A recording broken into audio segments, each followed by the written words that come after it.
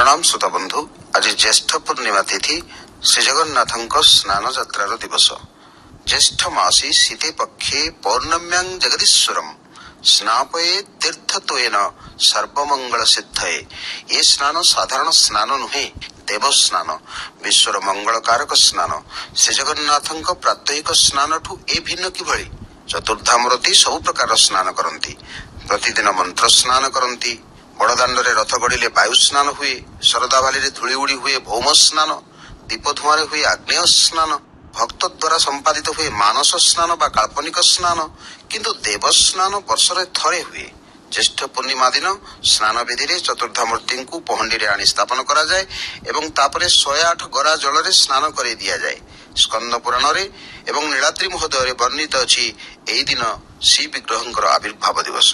जन्मदिन रे स्नान करिवे प्रभु। प्रभुंकर पतित पावन लीला स्नान गोपन रे करा जाए, किंतु ये स्नान विश्ववासी दर्शन करिवे। आम मानकर घरे 20-30 वर्ग फुट स्थान रे बाथरूम हेई थाए, किंतु शयन कक्ष बहुत बड़ हेई थाए। पंचतारका होटल रे सर्वनिम्न बाथरूम रो क्षेत्रफल 45 वर्ग फुट भारत सरकार धार्य करिसेंती, किंतु जगन्नाथ को ये वर्ग फुटर बंधन भितर आबद्ध करिवार शक्ति कहार अछि। समग्र विश्व को जी धारण करिसेंती तांकु स्नान विधि विजय करैबा एक प्रतीकात्मक उपचार मात्र। भूगोलर पंच महासागर जहार चरण छुए, पुराणर सप्त समुद्र मध्य भाग रे थिबा क्षीर समुद्र स्थित निवास जहांकर तांकर स्नान पइबा कोन। से सदा स्नानरत। संवर्तक मेघ ढालिले भी से उदा हुअंती नहीं। पुष्कर बा बाईगण कोड़ा सुखिला मेघ तांकु उदा सरसर करि पकाए। एणु तांकु स्नान कराइबा मर्त्य पृष्ठरे मनुष्यर एक आराधना। एणु पुरीर श्रीक्षेत्र रे बौलमाला पत्थर रे तैयारी स्नान मंडपरे पत्थर पिंडी उपरे विजय करी श्री विग्रह माने स्नान करती। मंदिर बेढ़ार उत्तर भाग रे मां शीतलांक सम्मुख रे थिबा सोना कूअर जल रे स्नान करती। ये जल वर्षर थरे मात्र प्रभुंक स्नान पाई व्यवहृत हुए।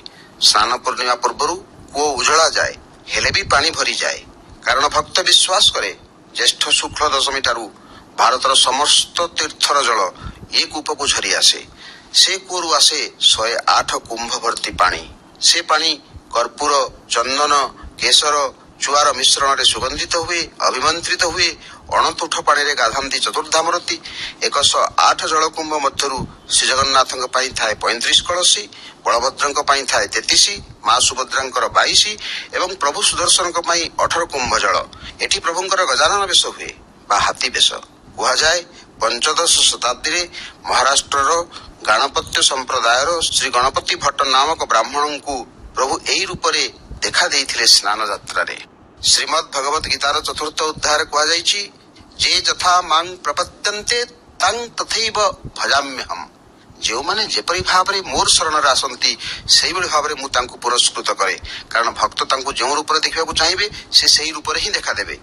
आज स्नान वेदी को श्री विग्रह माने धाड़ी पहंडी रे आसीबे, किंतु स्नान वेदी रु अणसर गृह को जीवे गोटी पहंडी रे। एही 15 दिन अणसर काल रे श्री विग्रह मानकर सेवा पूजा गोपनीय, कारण स्नान पर से माने हेबे ज्वरग्रस्त।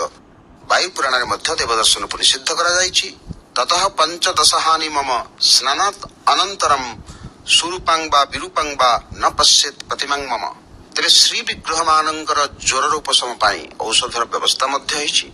व्याधिग्रस्त प्राणी मानकर दुख दूरीकरण पाई विश्व नियंतांक निर्देश तो भरद्वाज ऋषि इंद्रालय जाई आयुर्वेद अध्ययन करथिले एवं मर्त्य प्रचलन करथिले। सेही आयुर्वेद को उपजीव्य करी श्री विग्रह माने आरोग्य लाभ करिवे, किंतु पतित जनन को दर्शन देवा लागि प्रभुंकर ए स्नान लीला सबु व्याधि को ही अतिक्रम करि जिवो। आउ भक्त से लीला देखि श्रवण करी अमृतर स्वाद पाई परिबो।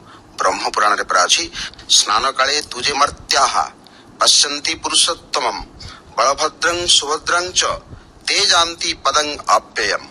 यही आज प्रणीत वक्तव्य।